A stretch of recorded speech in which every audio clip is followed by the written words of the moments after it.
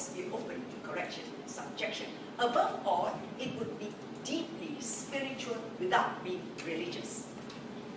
Now, knowledge and wisdom. These are absolutely indispensable in any worthwhile model of knowledge and wisdom. Knowledge needs wisdom to give it purpose, and wisdom needs knowledge to give it relevance. The interdependence of the two is reflected in the title of my talk today, being human, humane, humanist, the whole shebang. The three words linked together in an affirmation of human identity and human dignity.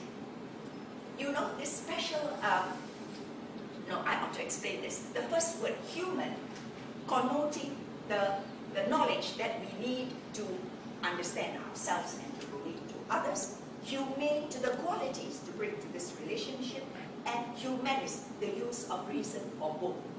The special value, I think, of the humanist approach lies in the need to take an informed and principled stand towards the greatest moral controversies today, namely abortion, homosexuality, euthanasia, and human cloning. Special reference to abortion, a completely unacceptable stand to the humanists, according to the humanist principles and imperatives of my paradigm, would be an outright condemnation of abortion in the belief that God has already implanted an immortal soul into his image at the moment of conception. One can think of any number of situations, you know, that would challenge this assertion.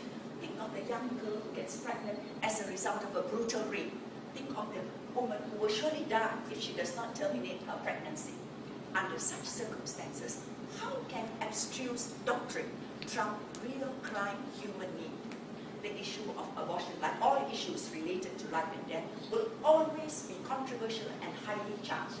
But whatever controversies it generates should have nothing to do with religious bias, only with informed standpoints based on scientific findings. Now, science may agree on a certain criterion by which abortion becomes inhumane and hence unethical. For example, the criterion of sentience. Right?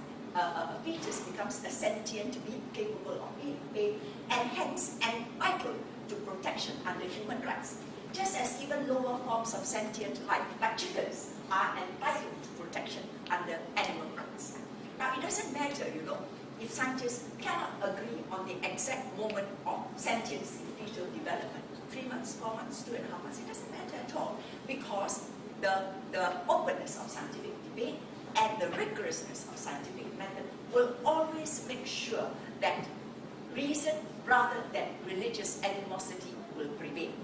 On the equally contentious issue of homosexuality, the humanists would never condone the stand of the fundamentalist that says homosexuality is wrong because according to the Bible, it is an abomination in the eyes of God. The humanists would want to know if there's a genetic basis for gay behavior, just as he would want to know if there's a genetic basis for criminal behavior, as this will have an important bearing on matters such as responsibility and justice. In general, the humanists will shy away from any extreme or absolutist stand on any human issue simply because it will not square with the complexities of our human condition. Now, at this stage, you may well ask me, why bother to have a paradigm? Why can't we make use of the workings of the conscience, which after all has served us well on a day-to-day basis? Now I have to give a personal reason. My conscience is the most unreliable guide, especially in a world that has been made so complex by forces such as globalization, the internet, social media, and most of all, the mind-boggling advancement of scientific technology, especially biotechnology. Forces that have multiplied our choices and extended our moral quandaries and even increased them, created new ones. Now, I know that the voice of my conscience becomes drowned out in the storm, in the noise of competing influences. Its sight is dim in the swirling fogs of flux and change. And hence, for my own peace of mind, I needed to set up clear guidelines for myself, clear rules, I suppose my own personal version of the Ten Commandments, right? To be like a beacon where my conscience can only be a faint lamp. If I have to give a summary of my paradigm, be something like this. Its goal, truth. Its method, reason. Its highest values, tolerance and compassion. It has given me a belief system which, though completely secularist and atheist, has surprisingly all the hallmarks of a religion.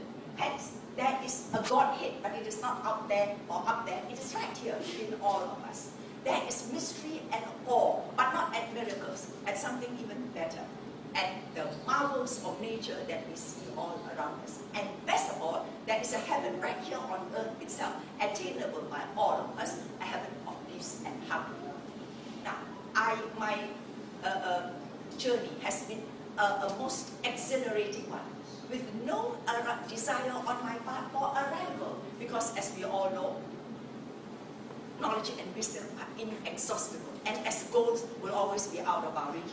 Just when you think you have got them, you slip away, but continue to beckon and entice you on, making the journey more pleasurable than the destination, the road more enjoyable than the inn.